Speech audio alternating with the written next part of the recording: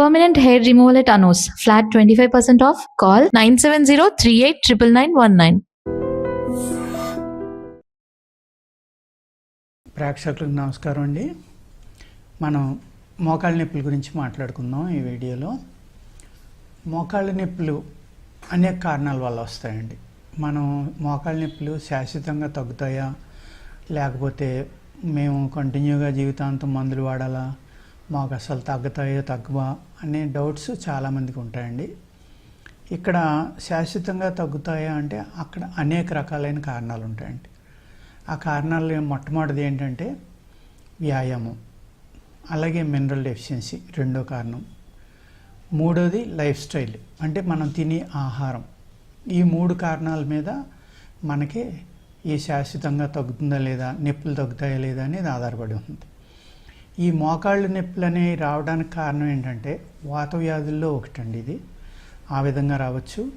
లేకపోతే మీ food habits బాగోకపోతే, అంటే సపోజ్ ఒక వయసు వచ్చింది మీకు 60, 65, 70, 75 లేకపోతే 80 లేకపోతే 90 సంవత్సరాలు. ఏజ్ ఫ్యాక్టర్ వల్ల కూడా కొన్ని రావచ్చండి. మీ లైఫ్ స్టైల్ బాగుంటే ఏమవుతుందంటే శాశ్వతంగా తగ్గడానికి తప్పనిసరిగా ఆయుర్వేదంలో మెడిసిన్స్ ఉన్నాయండి శాశ్వతంగా తగ్గడానికి. అదేవిధంగా మీ లైఫ్ స్టైల్ బాగోక కొంతమంది ఏం చేస్తారంటే హెవీ వెయిట్ ఉంటారు, బాగా ఎక్కువ, ఆ బరువును తగ్గించుకోవాలి. అది ఒక పాయింట్ అండి. బరువును తగ్గించుకోవడం కాకుండానే వీళ్ళు ఏం చేస్తారంటే పక్కింటి వాళ్ళు నడుస్తున్నారనో, తెలిసిన వాళ్ళు నడుస్తున్నారనో, వాళ్ళు సరైన షూ కానీ సరైన జాగ్రత్తలు కానీ తీసుకోకుండా గంటల తరబడి నడిచేస్తూ ఉంటారు. అది అలా అంతసేపు నడవాలి అంటే మీ బాడీ కండిషన్ బాగుండి మీరు మంచి ఆహారం తీసుకుంటా, వాకింగ్ చేయడానికి ముందర తర్వాత లైట్గా వార్మప్ చేసుకుంటా, మీ బాడీ నార్మల్ టెంపరేచర్కి వచ్చేదాకా మీరు నీళ్లు తాగకుండా ఉండటం, ఇలాంటి అనేక రకాలైన జాగ్రత్తలు మీరు తీసుకోవాలండి. అంతే తప్ప ఎవరో నడుస్తున్నారని మనం ఎక్కువగా నడిచేయటం వల్ల బాడీ వెయిట్ ఎక్కువ ఉండటం వల్ల ఏమవుతుందంటే మోకాళ్ళలో గుంజు తగ్గడం కానీ, శీలమండల దగ్గర అంటే యాంకిల్ దగ్గర పెయిన్స్ రావడం కానీ, హిప్ దగ్గర పెయిన్స్ రావడం, అనేక రకాల ప్రాబ్లమ్స్ స్టార్ట్ అవుతాయండి. డెఫినెట్గా పూర్తిగా తగ్గించుకోవచ్చు. ఏ వ్యాధికైనా మందు ఉందండి. కానీ ఏంటంటే ఇక్కడ మన ఆహార నియమాలు చాలా జాగ్రత్తగా పాటించాలన్నమాట. ఈ వాతానికి సంబంధించిన చాలామంది కీరా మంచిదని కీరా తినేస్తూ ఉంటారు డైలీ, లేకపోతే ఆనపకాయ జ్యూస్ బాగుంటుంది మంచిది అని ఎవరైనా చెప్తే ఆ జ్యూస్ అందరూ తాగేస్తూ ఉంటారు. ఈ ఆనపకాయ జ్యూస్ అనేది, కీరా అనేది, పెసరపప్పు ఒకటి, ఇటువంటి వాతాన్ని పెంచుతాయండి. బీరకాయ, నీరు ఎక్కువ ఉన్న కూరలు అన్నమాట. వాతాన్ని పెంచడం వల్ల ఏమవుతుంది, మీకు ప్రాబ్లం పెరుగుతుంది. మీరు మందులు వాడుతూనే ఉంటారు, నొప్పులు తగ్గట్లేదు అనుకుంటారు. అదేవిధంగా D3, B12 అనేది కూడా చాలా ఇంపార్టెంట్ అండి. ఇక్కడ కీళ్ళ నొప్పుల దగ్గర కొంతమంది పేషెంట్లు వస్తూ ఉంటారు నా దగ్గరికి, మందులు ఇవ్వండి సార్ అని వస్తే నేను D3, B12 చేయించుకురండి అని చెప్తా. దానివల్ల కూడా అనేక రకాల సైడ్ ఎఫెక్ట్లు ఉండొచ్చు. అదేవిధంగా మరీ తక్కువ ఉంటే ఇబ్బందులు ఉంటాయమ్మా, చూపించుకురండి అని చెప్తూ ఉంటాం. ఈ D3 అనేది చాలా ఇంపార్టెంట్ అండి. అది కొంతమంది చేయించుకొస్తారు 4, 5, 3 ఇలా ఉంటుంది. అప్పుడు ఇమీడియట్గా మీరు D3 వాడుకోండి అని చెప్తాం. మా మందులు కూడా ఇస్తామండి. చాలా మంచి రిజల్ట్ వస్తుంది అన్నమాట వాళ్ళకి.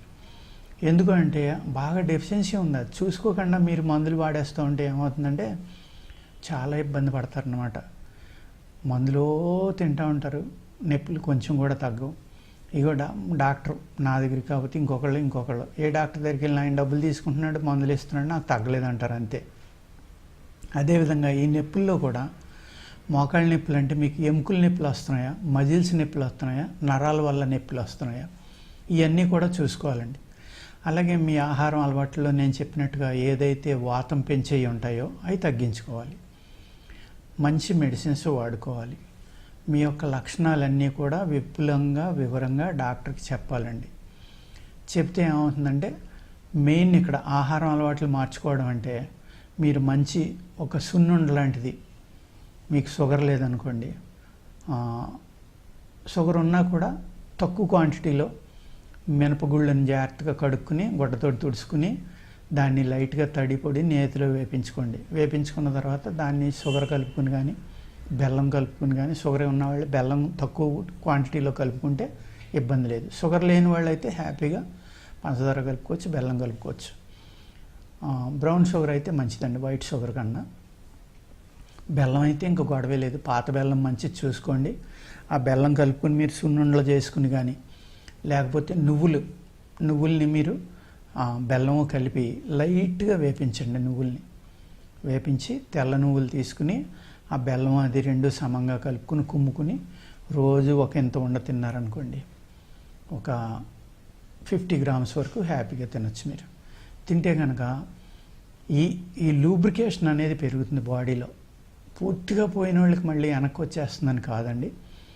ఎప్పుడైతే మీకు శక్తి పెరిగిందో, ఒంట్లో బలం పెరిగిందో, అలాగే ఎముకల్లో యొక్క పటుత్వం పెరుగుతుందన్నమాట. దీనివల్ల బెల్లంలో కాల్షియం ఉంది, నువ్వులు కూడా బాగా పనిచేస్తాయి. ఈ రెండు పనిచేయడం వల్ల ఏమవుతుందంటే మీకు ఆటోమేటిక్గా ఎముకల నొప్పులు అనేది తగ్గడానికి అవకాశం ఉంటుందండి. ప్లస్ అనేక రకాల మందులు కూడా మేము ఇస్తాం. మీ నరాల బలానికి, ఎముకలు మళ్ళీ బలపడడం కోసం అనేక రకాలైన చిట్కాలు ఉన్నాయన్నమాట. నేను నా వీడియోలో చాలా వాటిలో చెప్పాను. పెర్మనెంట్గా తగ్గడానికి ఆయుర్వేదంలో తప్పనిసరిగా అవకాశం ఉందండి. అలా అని 100కి 100 మందికి తగ్గిస్తామంటే చెప్పలేం. ఈ నొప్పులే, ఈ మోకాళ్ళ నొప్పులు అనేది, కీళ్ళ నొప్పులు అనేది పూర్వం సుఖవ్యాధులు అనేవి ఎక్కువ వచ్చినాయండి.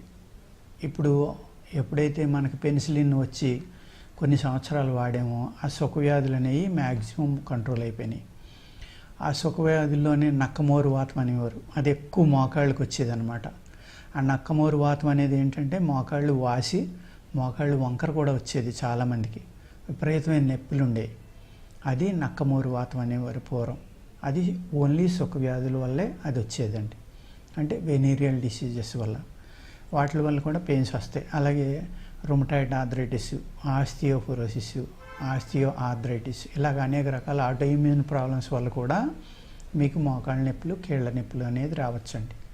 అప్పుడు ఏంటంటే మీకు ఏ వ్యాధి అయితే ఉందో దాన్ని మీరు మోడర్న్ వైద్యంలో ఉన్న టెస్టుల ద్వారా కానీ, లేకపోతే ఆయుర్వేద డాక్టర్ లక్షణాలు చూసి చెప్పగలిగే ఆయుర్వేద డాక్టర్లు కానీ ఉన్నారనుకోండి, వాళ్ళు మీకు కరెక్ట్గా చెప్తారు, మీకు మంచి గైడెన్స్ ఇస్తారు, మందులు కూడా ఇస్తారండి. అదేవిధంగా ఏదైతే పథ్యం ఉందో, అంటే మనం పథ్యం అంటాం, తినకూడని వస్తువులు, అవి మీరు కనుక తగ్గించుకుని, అదే మీకు వాతం వల్ల వచ్చిన వ్యాధులు అయితే కనుక వాతం కారణమైన ఆహారాన్ని తగ్గించుకుని మీ బాడీ ఎముకల యొక్క శక్తి పెరిగి, ఆ గుజ్జు పెరిగి, ఈ వాతం అనే దాన్ని బయటికి తీసేయడానికి పనిచేసే మందులు ఏ అయితే ఉన్నాయో ఆ మందులు కనుక వాడుకుంటే మీకు తప్పనిసరిగా తగ్గడానికి అవకాశం ఉందండి. అదేవిధంగా మీరు ఏదో 2 నెలల్లోని 3 నెలల్లోని మిరకిల్స్ జరిగిపోతాయి, తగ్గిపోతాయి అనుకుంటే తగ్గవు. కొంతమందికి తగ్గొచ్చు ఎక్కడైనా, వాళ్ళకి లైఫ్ స్టైల్ బాగుంటుంది, వాళ్ళు ఏంటంటే బాడీ వెయిట్ మెయింటైన్ చేస్తారు, ఆహారం కూడా చాలా జాగ్రత్తగా తీసుకుంటూ ఉంటారు. అయితే ఈ జంక్ ఫుడ్స్ అంటాం మనం, వాటికి వెళ్ళకుండా మంచి ఆహార నియమాలు పాటిస్తా, ప్రాణాయామం చేస్తా, యోగా ఇటువంటివి చేసేవాళ్ళు ఉంటారండి. వాళ్ళకు కూడా నొప్పులు రావని కాదు, వాళ్ళకి 2 నెలల్లో తగ్గేది అటువంటి ఏమీ చేయకుండా బాడీ వెయిట్ ఉన్న వాళ్ళకి 6 నెలల నుంచి 9 నెలలు పెట్టొచ్చండి. ఈ విధంగా మనం ఆహార నియమాలు పాటిస్తా, ప్రాణాయామం కానీ యోగా కానీ చేస్తా, మంచి డాక్టర్ మీకుండి మెడిసిన్స్ కనుక ఇస్తే తప్పనిసరిగా కీళ్ళ నొప్పులు అనేది శాశ్వత పరిష్కారం ఆయుర్వేదంలో ఉందండి. ఓకేనండి, నమస్కారం.